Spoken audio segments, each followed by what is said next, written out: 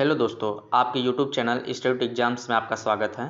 दोस्तों, हम आज के वीडियो में यूपी ट्रिपल के लेखपाल एवं अन्य संबंधित एग्जाम्स के व्यू ऑफ पॉइंट से प्रैक्टिस सेट को देखेंगे और उनसे जुड़ी बातों को भी डिस्कस करेंगे।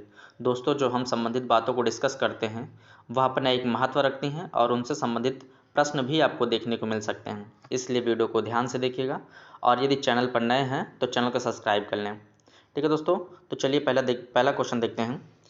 केंद्रीय चावल अनुसंधान संस्थान स्थित है, ये कहाँ स्थित है आपको बताना है। ऑप्शन ए है नई दिल्ली, बी कटक, सी पटना, डी भोपाल। इसका सही आंसर क्या हो जाएगा? कटक। कटक उड़ीसा में है।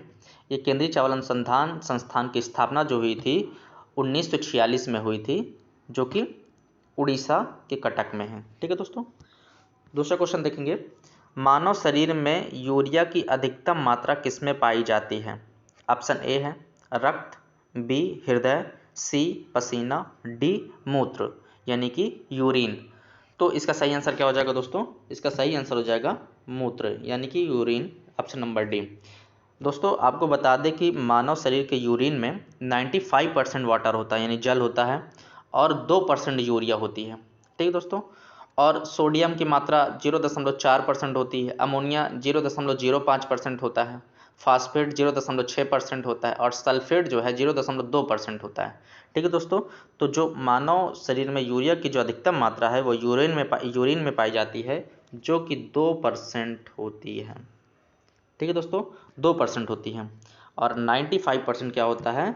95% आपका वाटर होता है यानी जल होता है, पानी होता है। ठीक है दोस्तों, तो इसका सही आंसर क्या हो जाएगा? मूत्र। तीसरा क्वेश्चन है, हमारे राष्ट्रगान में निम्न में से किसका उल्लेख किया गया है? आपको बताना है। ऑप्शन ए है हिंद महासागर, बी बंगाल की खाड़ी, सी अरब सागर, डी ये सभी। तो इसका सही आंसर क्या हो जाएगा दोस्तों? इसका सही आंसर हो जाएगा बंगाल की खाड़ी। दोस्तों, जब आप देखते होंगे जन गण मन अधिनायक जय हो, भारत भाग्य विधाता, पंजाब सिंध गुजरात मराठा द्राविड़ उत्कल बंगा, बंगा शब्द आता है जो बंगाल की खाड़ी के लिए यूज हुआ है।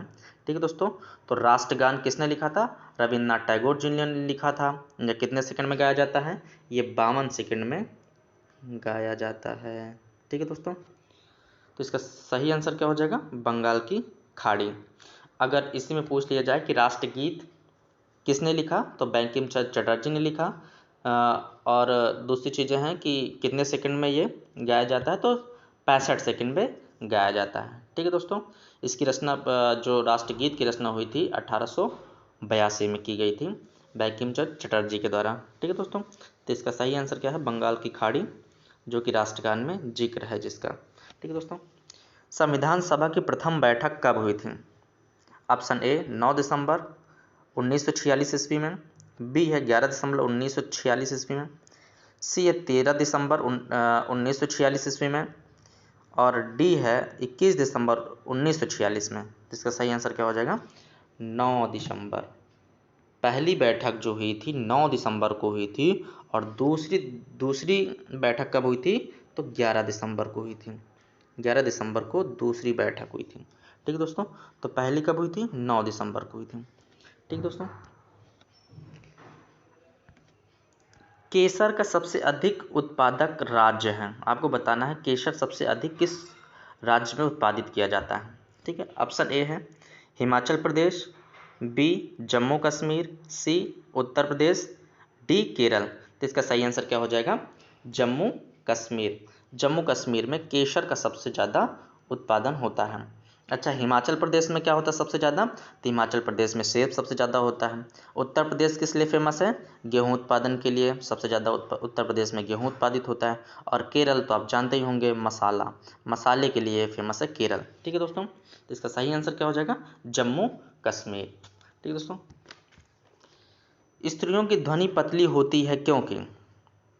ऑप्शन ए स्त्रियों की ध्वनि का तारत्व अधिक होता है, ऑप्शन बी स्त्रियों की ध्वनि का तारत्व कम होता है, ऑप्शन सी स्त्रियों की ध्वनि की तीव्रता अधिक होती है, ऑप्शन डी स्त्रियों की ध्वनि का तीव्रता कम होती है। तो इसका सही आंसर क्या हो जाएगा दोस्तों? इसका सही आंसर हो जाएगा डी, स्त्रियों की ध्वनि का तीव्रता कम होती है। ठीक है दोस्तों, अगला क्वेश्चन देखेंगे। सूर्य और पृथ्वी के बीच चंद्रमा कब आता है? आपको बताना है सूर्य और पृथ्वी के बीच चंद्रमा कब आता है। तो कब आता है? ऑप्शन ए है चंद्र ग्रहण के दिन, बी सूर्य ग्रहण, सी नक्षत्र परिवर्तन के समय और डी पूर्णिमा के दिन। इसका सही आंसर क्या हो जाएगा? ऑप्शन नंबर बी यानी कि सूर्य ग्रहण। सूर्य ग्रहण में क्या होता है कि जैसे कि ये आपकी पृथ्वी है, क्या है ये?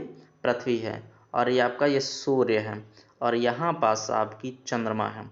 तो क्या होता है कि सूर्य की जो किरणें हैं वो चंद्रमा पर पड़ती हैं, लेकिन पृथ्वी तक नहीं पहुंच पाती हैं, पृथ्वी तक नहीं पहुंच पाती हैं, जिसे सूर्य ग्रहण हो जाता है, यानी कि सूर्य दिखना बंद हो जाता है। ठीक है दोस्तों।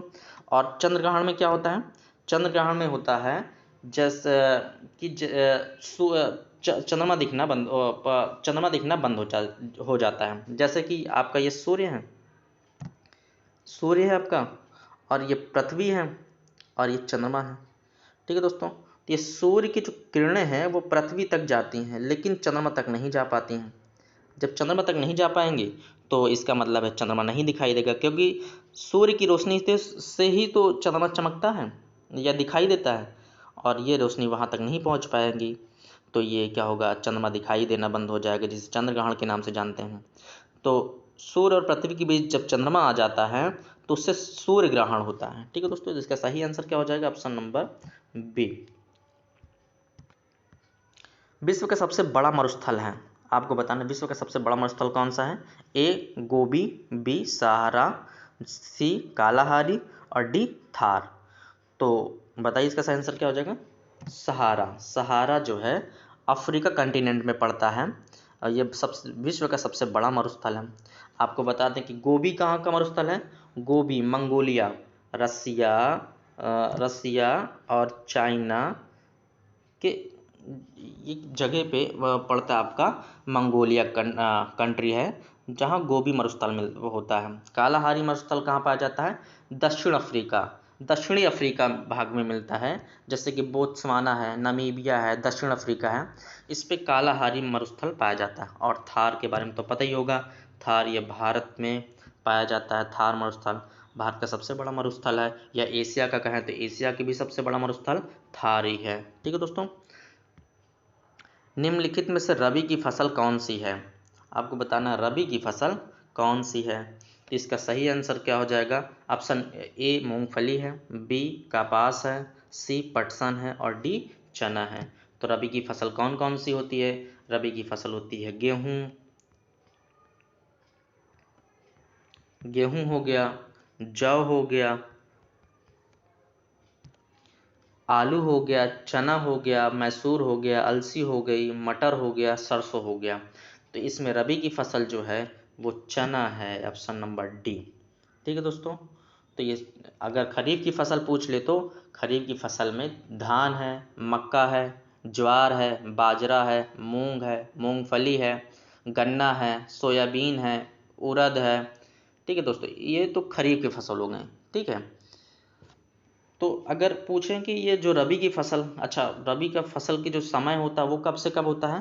तो अक्टूबर से नवंबर के बीच में रबी की फसलें लगाई जाती हैं या उत्पादित होती हैं। ठीक है दोस्तों। और जो खरीफ की फसल होती है वो जून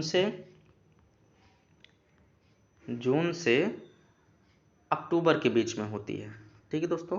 तो जून से अक्टूबर के बीच में खरीफ की फसल होती है, जबकि रबी की फसल अक्टूबर से नवंबर के बीच होती है। तो इसका सही आंसर क्या हो जाएगा? चना, यानी कि यह एक रबी की फसल है। ठीक है दोस्तों।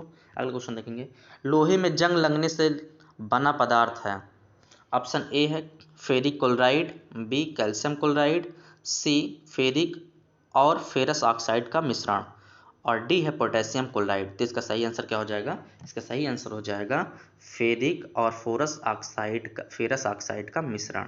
इसका सही आंसर हो जाएगा। ठीक है दोस्तों। अगर क्वेश्चन पूछ ले इस तरह से कि लोहे में जंग लगने के बाद लोहे का वजन क्या हो जाएगा? बढ़ जाएगा, घट जाएगा, अपरिवर्तित रहेगा? तो इसका सही आंसर हो जाएगा जो लोहे में अगर जंग लग जाता है तो वह उसका वजन बढ़ जाता है, वो ऑक्सीकरण हो जाता है, जब उसका ऑक्सीडेशन, तो उसका वजन क्या हो जाता है? बढ़ जाता है। ठीक है दोस्तों। तो अगला क्वेश्चन देखें। खरीफ की फसल, जैसे कि अभी मैंने बताया कि खरीफ की फसल कौन कौन सी है? ऑप्शन ए है चना मटर मैसूर, बी ज्वार बाजरा बैचा, सी चालू सरसों आलू हो गया, यहाँ से चालू लिखा है, आलू सरसों फूल गोभी, उपयुक्त में से कोई नहीं। तो इसका सही आंसर क्या हो जाएगा? इसका सही आंसर हो जाएगा ऑप्शन नंबर बी, यानी कि ज्वार बाजरा बैचा। ठीक है, यहाँ ढैचा होता है, कोई ढैचा फसल होती है, बैचा नहीं होगी। ठीक है दोस्तों, तो इसका सही आंसर बी हो जाएगा। अगला क्वेश्चन देखेंगे, पूसा बोल्ट किस्म है, आपको बताना है पूसा बोल्ट किस्म किसकी है? धान की है ऑप्शन ए, बी सरसों की है, सी गेहूं की है, डी अरहर की है। तो किसकी है ये है बी, यानी सरसों की। ठीक है दोस्तों, ऑप्शन नंबर बी सरसों की। ये सरसों की ऐसी किस्म होती है पूसा बोल्ट जो 110 से 140 दिनों में पैदा हो जाती है और इसमें 40% तक तेल निकलता है, यानी कि सरसों का 40% जो है तेल निकलता है। ठीक है दोस्तों, तो इसका सही आंसर क्या हो जाएगा? ऑप्शन नंबर बी सरसों। सबसे अधिक प्रोटीन पाया जाता है, आपको बताना सबसे अधिक प्रोटीन किस में पाया जाएगा? ऑप्शन ए है अरहर में, बी सोयाबीन में, सी गेहूं में और डी उड़द में। ठीक है दोस्तों, इसका सही आंसर क्या हो जाएगा? ऑप्शन नंबर बी, यानी कि सोयाबीन में। ठीक है दोस्तों, नाबार्ड जो एक ग्रामीण विकास के लिए ऋण देता है वह एक क्या है? ऑप्शन ए विभाग, बी बोर्ड, सी खंड और डी बैंक। तो ये क्या है? यह एक प्रकार का बैंक है जो कि महाराष्ट्र मुंबई में है। ठीक है, इसकी स्थापना कब हुई थी? इसकी स्थापना हुई थी 12 जुलाई, कब हुई थी? 12 जुलाई 1982 में इसकी स्थापना हुई थी। ठीक है दोस्तों, ये बैंक नाबार्ड। अच्छा, इसका अगर पूछ ले फुल फॉर्म क्या है, तो इसका फुल फॉर्म है national bank for agriculture and rural development. ठीक है दोस्तों, ठीक है, national bank for agriculture and rural development इसका फुल फॉर्म हो जाएगा। तो इसका ये क्या है? ये एक प्रकार का बैंक है जो मुंबई महाराष्ट्र में है। ठीक है दोस्तों, अगला क्वेश्चन देखेंगे, धान के लिए सर्वाधिक उपजाऊ भूमि कौन सी है? तो ऑप्शन ए है दोमट, बी बलुई, सी काली, डी जलोढ़। तो इसका सही आंसर क्या हो जाएगा? दोमट मिट्टी। दोमट मिट्टी धान के लिए सबसे उपयुक्त होती है, जिसमें लगभग 20 से 35% जो टेम्परेचर इनके बीच का होना चाहिए उसमें धान सबसे ज़्यादा होता है। और वर्षा की आवश्यकता कितनी होती है इसमें? 100 सेंटीमीटर से ज़्यादा वर्षा की होगी तो धान की पैदावार ज़्यादा होगी। ठीक है दोस्तों, तो ये दोमट मिट्टी इसके लिए उपयुक्त होती है, जो ऑप्शन नंबर ए पर है। ठीक है, देश का प्रथम राज्य कृषि विश्वविद्यालय ASAUS है, बताइए कहाँ है? ऑप्शन ए है लुधियाना, बी पंतनगर, सी हिसार और डी जबलपुर। यह कहाँ है? तो यह पंतनगर में है। ठीक है दोस्तों, पंतनगर कहाँ है? उत्तराखंड में है। ठीक है, और यह राज्य कृषि विश्वविद्यालय का स्थापना जो हुई है, कब हुई है? इसकी स्थापना हुई है 17 नवंबर को इसकी स्थापना हुई थी। ठीक है, और यह 1960 में 17 नवंबर 1960 में इसकी स्थापना हुई थी। ठीक है दोस्तों, और अभी किस नाम से जानी जा रही है? गोविंद बल्लभ पंत कृषि एवं प्रौद्योगिकी विश्वविद्यालय के नाम से ये अभी जाना जा रहा है, जो कि 1992 में इसका नाम बदला गया है। क्या नाम रखा गया? गोविंद बल्लभ पंत कृषि एवं प्रौद्योगिकी विकास विश्वविद्यालय। ठीक है दोस्तों, तो इसका सही आंसर क्या हो जाएगा? इसका सही आंसर हो जाएगा पंतनगर। ठीक है दोस्तों, उत्तराखंड में है। देश का प्रथम कृषि विज्ञान केंद्र है, बताना देश का प्रथम कृषि विज्ञान केंद्र कहाँ है? तो option A Pantnagar, B Kanpur, C Ludhiana और डी कहाँ है? पुदुचेरी। तो कहाँ है? यह है पुदुचेरी में। एक प्रथम कृषि विज्ञान केंद्र है पुदुचेरी में, जिसकी स्थापना 1974 में हुई थी। ठीक है दोस्तों, किसी मंत्रालय के द्वारा यह इसकी स्थापना हुई थी पुदुचेरी में। ठीक है, ये क्या है? अपनी यूनियन टेरिटरी है। ठीक है दोस्तों, निम्नलिखित में से खड़ी बोली का प्रथम महाकाव्य कौन सा है? आपको बताना है खड़ी बोली का महाकाव्य है? ऑप्शन ए वैदेही वनवास, बी साकेत, सी प्रिय प्रवास और डी द्वापर। तो इसका सही आंसर क्या हो जाएगा? प्रिय प्रवास, यानी ऑप्शन नंबर सी। ये किनकी रचना है? ये अयोध्या सिंह उपाध्याय जी की है, जिन्हें हरिऔध के नाम से भी जाना जाता है। ठीक है दोस्तों, हरिऔध के नाम से जाना जाता है। इनकी रचना है प्रिय प्रवास। इसमें राधा कृष्ण के बारे में लिखा गया है। राधा व्याकुल हैं या कुछ अपनी व्यथा बता रही हैं। ठीक है दोस्तों, तो ये रचनाएं हैं इनकी। ये प्रिय प्रवास जो रचना की गई थी 1909 से 1913 के बीच में इन्होंने की थी रचना। ठीक है, इनकी और भी रचनाएं बहुत फेमस है, जैसे कि प्रिय प्रवास, वैदेही वनवास, द्वापर, रस कलश, और चुभते चौपदे, चौखे चौपदे, ठेठ हिंदी का ठाठ, रुक्मणी परिणय, परिजात, ये सब इनकी रचना है। ये हरिऔध जी की रचना है। ठीक है दोस्तों, अगला देखेंगे भारत भारती रचना है। भारत भारती रचना किसकी है? यह भारत भारती रचना है मैथिली शरण गुप्त जी की। मैथिली शरण गुप्त जी की ये रचना है, खंड काव्य है ये भारत भारती। इनको मैथिली शरण गुप्त जी को क्या कहा जाता था? दद्दा कहा जाता था। और महात्मा गांधी जी ने इन्हें राष्ट्र कवि की पदवी दी थी।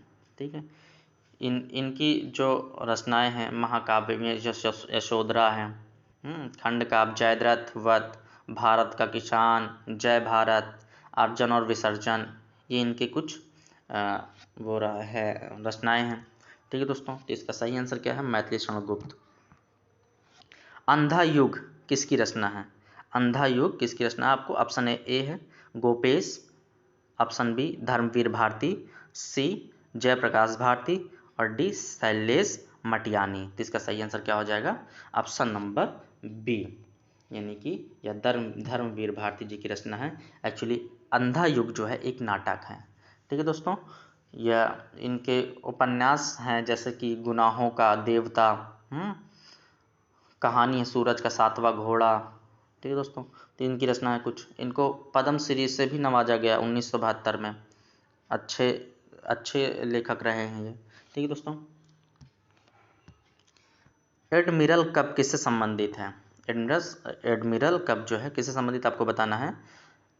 ऑप्शन ए मुक्केबाजी से, ऑप्शन बी स्क्वैश से, ऑप्शन सी बिलियर्ड्स से, ऑप्शन डी नौकायान से। तो ये किससे संबंधित है? ये नौकायान से संबंधित है। ठीक है दोस्तों, ये नौकायान 1957 में इसकी शुरुआत हुई थी। यह नौकायान से संबंधित है। भारत का कौन सा राष्ट्रपति निर्विरोध निर्वाचित किया गया था? तो कौन निर्वाचित किया गया था? ऑप्शन ए है doctor Rajendra Prasad, B doctor S Radhakrishnan, option C K R Narayan, option D N Sanjeev Reddy. तो इसका सही आंसर क्या हो जाएगा? Option number D N Sanjeev Reddy. ठीक है, इनका कार्यकाल कब से कब तक था? तो 25 जुलाई 1977 से 25 जुलाई 1982 तक इनका कार्यकाल रहा है। ठीक है दोस्तों, 25 जुलाई से 1977 से 25 जुलाई 1982 तक इनका कार्यकाल रहा है। क्वेश्चन नंबर 23 है, कब अग्नि ज्वलनशील नहीं हो पाती है? आपको पता है कि आग को जलने के लिए ऑक्सीजन की जरूरत पड़ती है, तो आपको बताना है कि कब नहीं हो पाएगी। ऑप्शन ए है हवा में ऑक्सीजन 30% कम होने पर, ऑप्शन बी हवा में ऑक्सीजन 25% से कम होने पर, ऑप्शन सी हवा में ऑक्सीजन 20% से कम होने पर, ऑप्शन डी है हवा में ऑक्सीजन 15% से कम होने पर। तो इसका सही आंसर क्या हो जाएगा? ऑप्शन नंबर डी जो है आपका सही हो जाएगा, यानी कि 15% से अगर ऑक्सीजन जो है कम हो जाएगी हवा में तो आग नहीं जलेगी। ठीक है दोस्तों, तो इसका सही आंसर क्या हो जाएगा? Option number D. ब्रिटिश शासन को भारत से उखाड़ फेंकने के लिए इसमें से किसने फ्रांसीसियों की मदद मांगी थी? तो किसने मांगी थी? ऑप्शन ए है Sambhaji, option B Shivaji, option C Haider Ali और ऑप्शन डी। तो क्या हो जाएगा आंसर इसका? Option D Tipu Sultan. ये मैसूर के शासक रहे हैं टीपू सुल्तान, और ये जो हैं फ्रांसीसियों से मदद मांगी थी ब्रिटिशों को भगाने के लिए भारत से। ठीक है दोस्तों, तो ये जो है इनका पूरा नाम क्या है टीपू सुल्तान का? सुल्तान फतेह अली खान साहब। ठीक है, इनके पिता क्या नाम है? हैदर अली। ठीक है दोस्तों, तो ये मैसूर के शासक 1761 में बने थे। ऑप्शन क्वेश्चन नंबर 25 है, निम्नलिखित में से किसमें सर्वाधिक ऊर्जा होती है? ऑप्शन ए है लाल प्रकाश में, ऑप्शन बी नीला प्रकाश में, और ऑप्शन सी हरा प्रकाश में, ऑप्शन डी पीला प्रकाश में। तो इसका सही आंसर क्या हो जाएगा दोस्तों? नीला प्रकाश। नीला प्रकाश में सर्वाधिक ऊर्जा पाई जाती है। ठीक है दोस्तों,